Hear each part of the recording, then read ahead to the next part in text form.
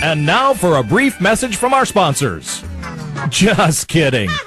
This is Party 934, your commercial-free station.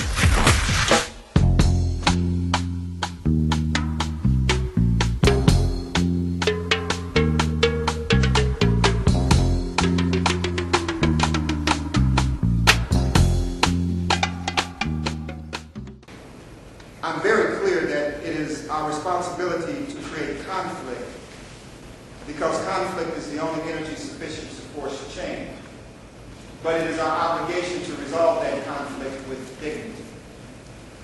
I'm quoting Gandhi, who many of us refer to from a pacifist standpoint, but who was very clear on the importance of not only interpersonal conflict as being an energy for change, but also intrapsychic conflict as an energy for self-transformation.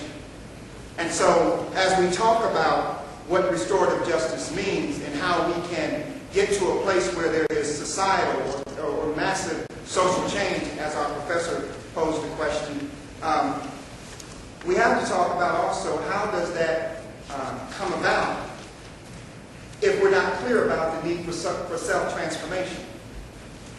And so when we pose questions like, well, how can we get to a more systemic approach to social justice in the context of restorative justice, we have to first ask the question, what are we doing? I mean, what really are we personally doing to advance that dialogue and to advance the practices of restorative justice? Have we asked the question what it means to us? Are we comfortable in our own homes as long as the people look like us in our own community? You know, there's the famous Christian prayer, Lord bless me, my poor no more. Some of us have grown comfortable with that. And so we seem to be boxed in when it comes to how do we make restorative justice real? How do we really impact our community and impact the people around us in ways that are meaningful and sustainable? I mean, in my own case,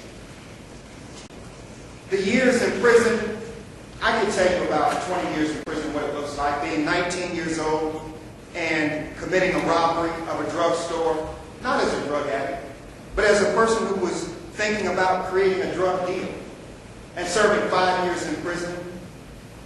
And as you did during that time, premeditating another crime spree while in prison, in the bowels of prison, and getting out at 24 years old and returning to crime, and at 27 being rearrested, and then spending 15 years from that point forward and being 42 when I got out and 52 now. That's a personal vignette. It may be interesting, but it's a footnote. And I say it's a footnote because the bigger issue is how do we begin to understand the nature of crime and human response, antisocial behavior, which is fundamentally what crime is. All crime, anywhere you go in the world, is nothing more than antisocial behavior. And so our traditional approach is to identify the behavior and punish it, and make that punishment so severe that the person will be disinclined engaging in further criminal behavior. That's a classic criminal justice approach. The problem with that is you cannot punish away crime. Party 934. Guess what? We'll be right back with lots more laughter and jokes.